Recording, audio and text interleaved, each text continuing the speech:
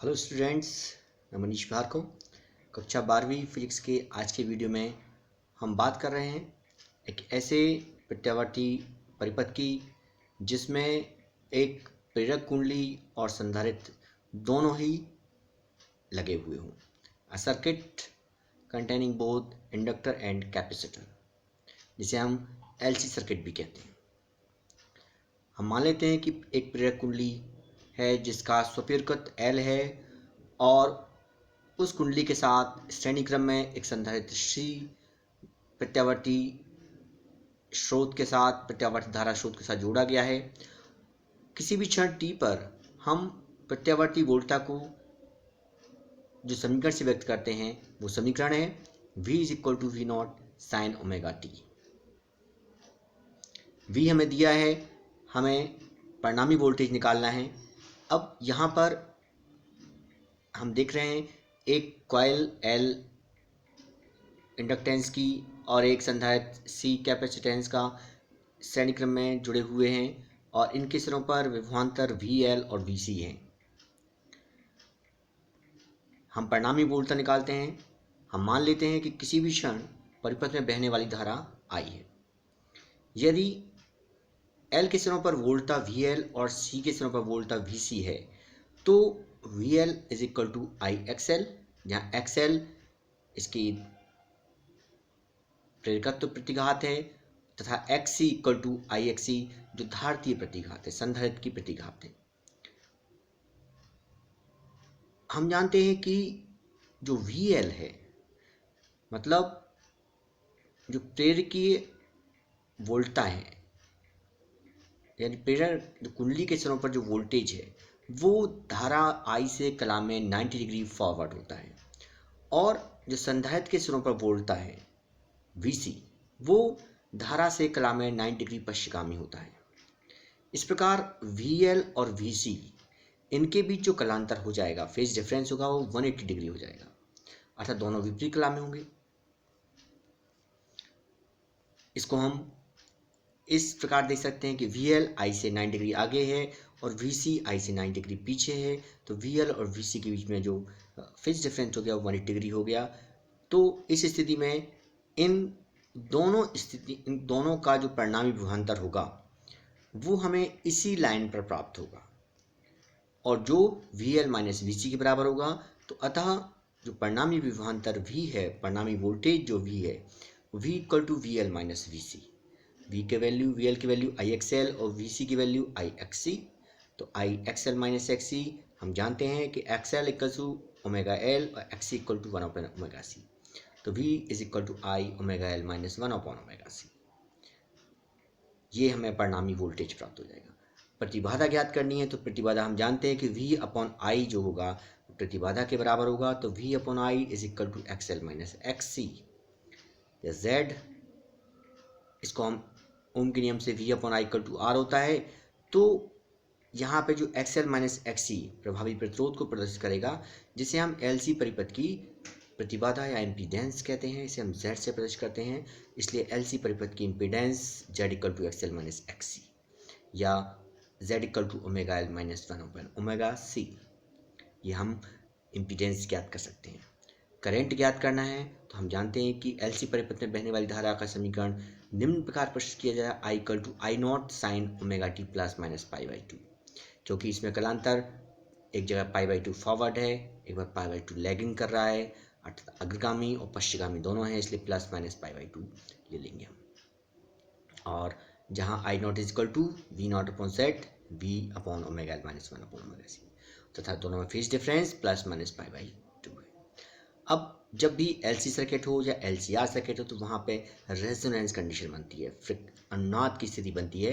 अनुनाद की स्थिति में जहाँ पर आवृत्ति अधिकतम हो जाती है, तो यदि ω/L = 1/ωc या हम कहें XL = XC धारतीय प्रतिघात प्रेरकत्व प्रतिघात के बराबर हो तो अनुनाद की स्थिति प्राप्त होती है। तो ω/L = 1/ωc हो तो इस स्थिति में Z = 0 हो जाएगा और परिपथ में बहने वाली धारा I = V/Z अनंत हो जाएगी, अर्थात धारा का मान अधिकतम हो जाएगा, अनंत हो जाएगा।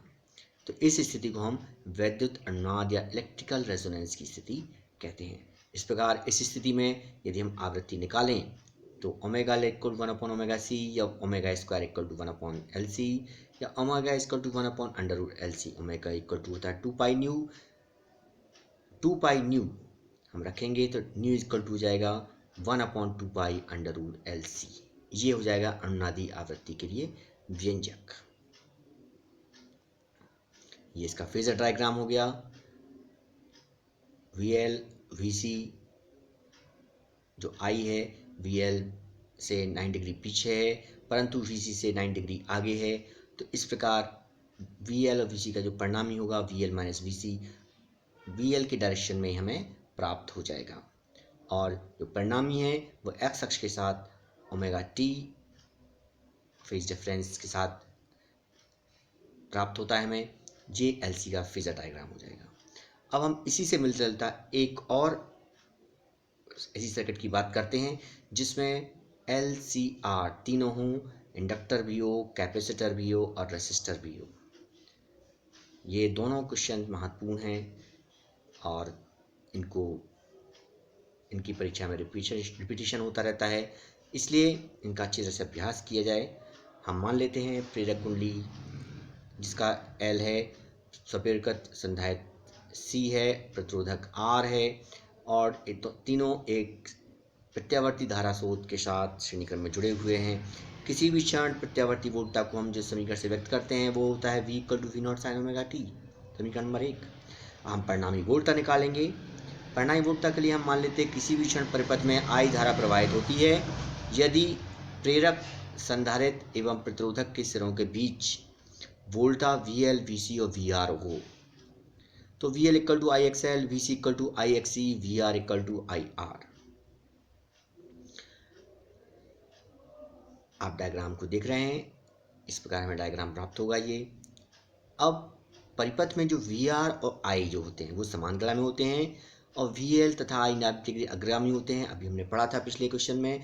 और VC I से 90 डिग्री पश्चिमगामी होता है, अतः VL और VC के बीच का अंतर 180 डिग्री होगा।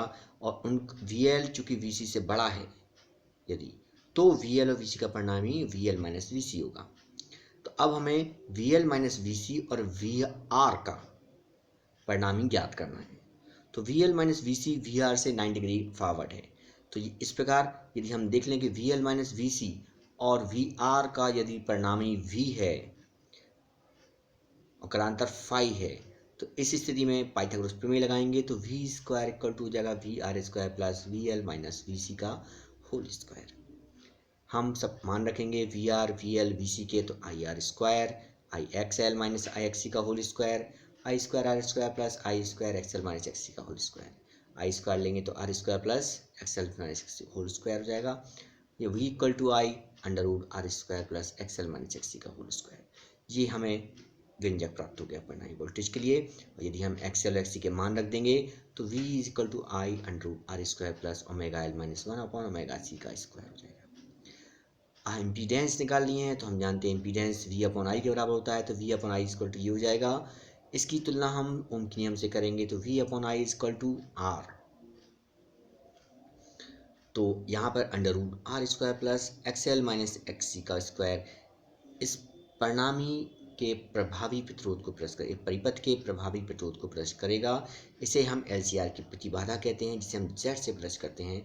तो Z इक्वल टू हो जाएगा R square plus XL minus XC का होल स्क्वायर का अंडर रूट, और दोनों की वैल्यू रखेंगे हम तो हमें मिल जाएगा Z equal to under root R square plus XL की जगह पे omega L minus 1 upon omega C का स्क्वायर।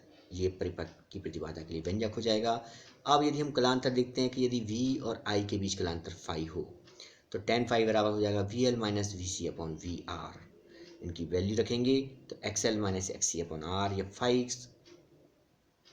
इज इक्वल टू हो जाएगा tan inverse omega L minus 1 upon omega C upon R।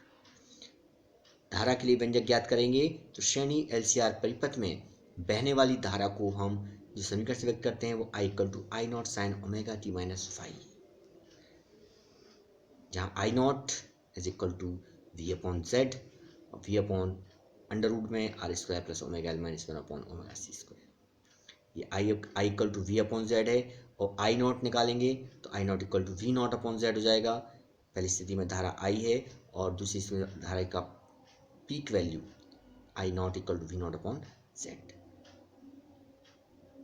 अब इनसे हमें तीन स्थितियां प्राप्त होती हैं विशेष रूप से कि यदि omega L is greater than 1 upon omega C, omega L का मान 1 अपॉन ओमेगा सी से बड़ा है, या X L is greater than X C, तो इस स्थिति में tan फाई जो है वो पॉजिटिव होगा। जब tan फाई पॉजिटिव होगा तो फाई भी पॉजिटिव होगा। इस स्थिति में जो v तथा v जो है वोल्टा v धारा I से फॉरवर्ड होगा। तो इस स्थिति में जो परिपथ का जो व्यवहार होगा वो इंडक्टिव हो जाएगा जब omega L is greater than 1 upon omega C या X L greater than X C. तो इस स्थिति में जो वोल्टेज v है धारा I से फॉरवर्ड होगा और परिपथ का जो व्यवहार वो इंडक्टिव हो जाएगा। Second condition, if omega L less than 1 upon omega C या X L less than X C, तो tan फाई ऋणात्मक होगा, नेगेटिव होगा, तो फाई भी नेगेटिव होगा। इस स्थिति में वोल्टा v जो है धारा I से लैग करेगी और परिपथ का व्यवहार धारितात्मक हो जाएगा, अर्थात ये कैपेसिटर की तरह व्यवहार करेगी। और तीसरी, यदि omega L equal to 1 upon omega C तो tan फाई इक्वल टू 0, अतः वोल्टा v और I समांतरा में होंगे। इस स्थिति में z इक्वल टू r, और जो श्रेणी एलसीआर परिपथ है एक ऐसे परिपथ की तरह व्यवहार करेगा जिसमें केवल एक ओमी प्रतिरोध लगा हुआ है। तो हम z बराबर r रखेंगे तो I not equal to V not upon r अधिकतम हो जाएगा, और इस स्थिति में बहने वाली धारा अधिकतम होगी, जिसे हम वैद्युत अनुनाद की स्थिति कहते हैं, इलेक्ट्रिकल रेजोनेंस की स्थिति कहते हैं। और इस रेजोनेंस की कंडीशन में omega equal to 1 upon omega C, और फिर से हम omega equal to 2 pi nu रखेंगे, और ओमेगा की वैल्यू रखते हुए हम न्यू की वैल्यू याद करेंगे तो न्यू इक्वल टू होगा 1 upon 2 pi under L C. इसे हम एल सी आर परिपथ की अनुनादी आवृत्ति कहते हैं। ये इसका फेजर डायग्राम हो गया। फेजर डायग्राम हमेशा v और I के बीच हमें प्रदर्शित करता है। तो आप देख रहे हैं कि x अक्ष से ऊपर यदि हम जाते हैं तो हमें वी आर, जिसकी डायरेक्शन I के बराबर समान I के समान है, और इसके बाद वी एल I से 9 डिग्री फॉरवर्ड होगा और वी सी I से 9 डिग्री लैग कर रहा होगा।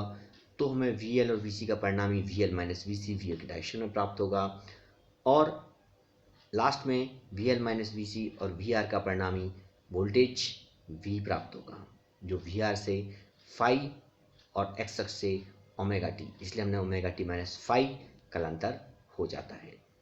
तो इस प्रकार आज हमने बात की है एक ऐसे प्रत्यावर्ती परिपथ की जिसमें एक संधारित्र और एक प्रेरण कुंडली लगी हुई है, तथा दूसरी स्थिति में जबकि संधारित्र, प्रेरक कुंडली और एक ओमी प्रतिरोध तीनों जुड़े हुए हैं। ये दोनों प्रश्न महत्वपूर्ण हैं। आशा है आपको ये वीडियो अवश्य पसंद आएगा। अगले वीडियो में हम इसके अगला टॉपिक लेकर फिर मिलेंगे। तब तक के लिए नमस्कार।